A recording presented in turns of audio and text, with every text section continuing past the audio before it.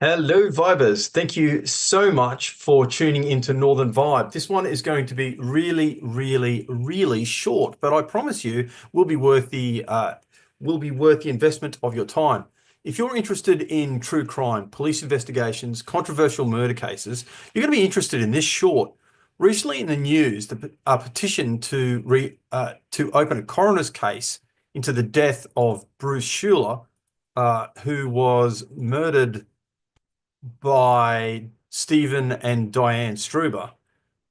News reports have indicated that it came from the family of the murderers, and tonight's episode is a review of a book on the murder and investigation written by local author Robert Reid.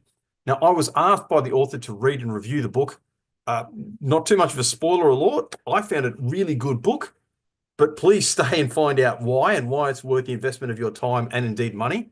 The review is very short at 4 minutes and 6 seconds. And even though I do say so myself, you won't regret listening to the review about this case, which still impacts on life in far north Queensland.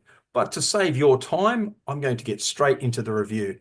Don't forget to like, share, subscribe, all that kind of stuff. Thank you so much. Couldn't keep doing this without your support. I really appreciate it. G'day, Vibers. Today I'm going to review the work of Robert Reid, Cairns author.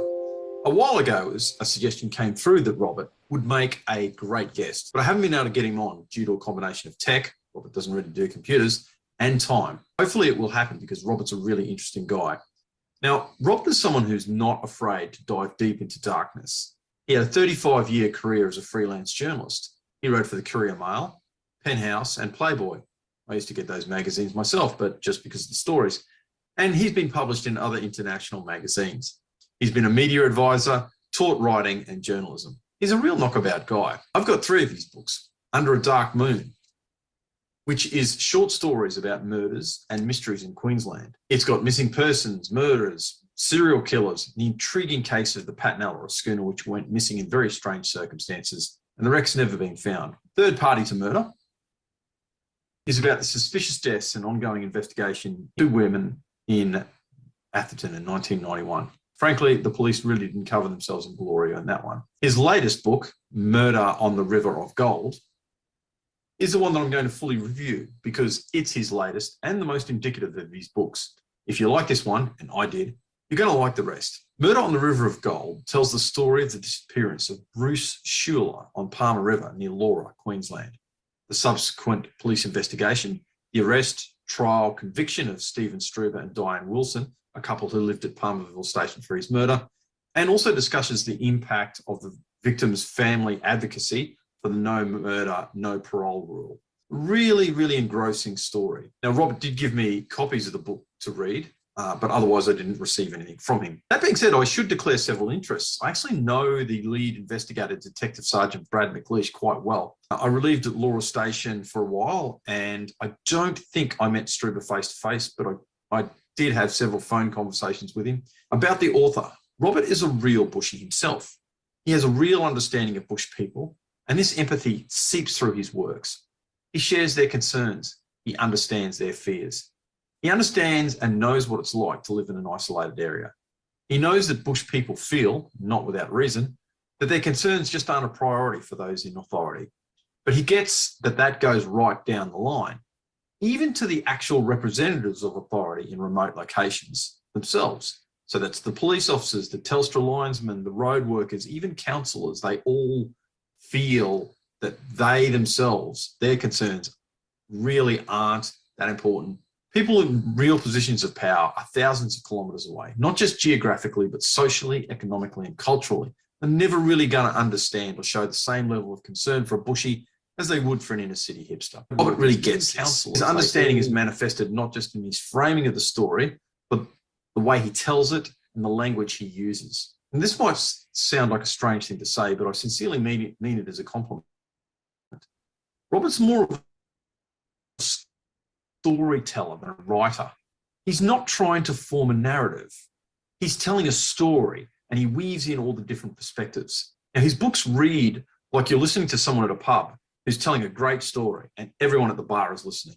Now, like all his books, Murder on the River of Gold is very well researched, and it's a very detailed account. You know the who's, you know the what, you know the when, you know the why, and you get a real sympathy for all characters. Now, he doesn't shy away from constructive criticism of police, both as individuals and the organisation, but I think he really strikes the right balance here, and it's a credit to his ability to understand the perspective of all players. You even feel not sympathy for, but an understanding of what motivated the murderers. You get that they saw themselves as defending their legitimate interests. Of course, we know it's a distortion and doesn't justify what happens, but you get a sense of why they did what they did and what was going on in their heads. That's the mark of a competent, capable storyteller. Now, I think because he actively tries to narrate whatever story he is telling rather than make judgment and condemn, you really don't get the feel that he's trying to make himself look better or push other people down. Robert himself is a bushie, and he knows what it's like to be pushed down. He knows what it's like to be ignored, and he doesn't do that even to the people who have clearly done wrong or fallen short. And I really like that in his writing. Now, for the constructive criticism. It's really bad to start sentences with "and." Using conjunctives at the beginning of sentences really interrupts the cadence. And frankly, Robert does that a lot, and it really grates. I know it's commonplace nowadays and people defend writing by saying that, but people, if you're writing, don't do it. It really is bad for the reader. The photographs in his book are black and white, and that detracts.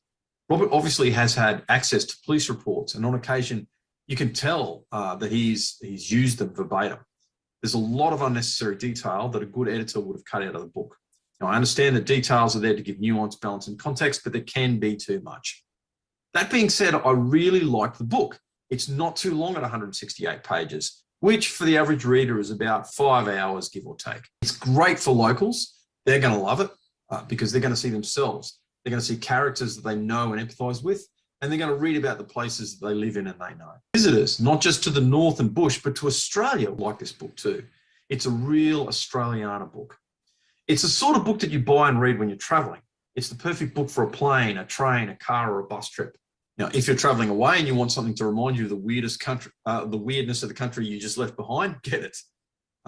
But if you're traveling to Australia and you kind of want to get an understanding of the darker side of our country, get it and read that too. If you're a local, get it and read it. You're going to really get it. You'll really empathise with it there. Like all Robert's books, they're available on his website.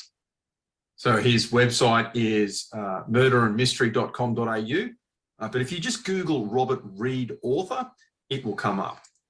Now, he does have a number of other books that I think are definitely worth a look at here.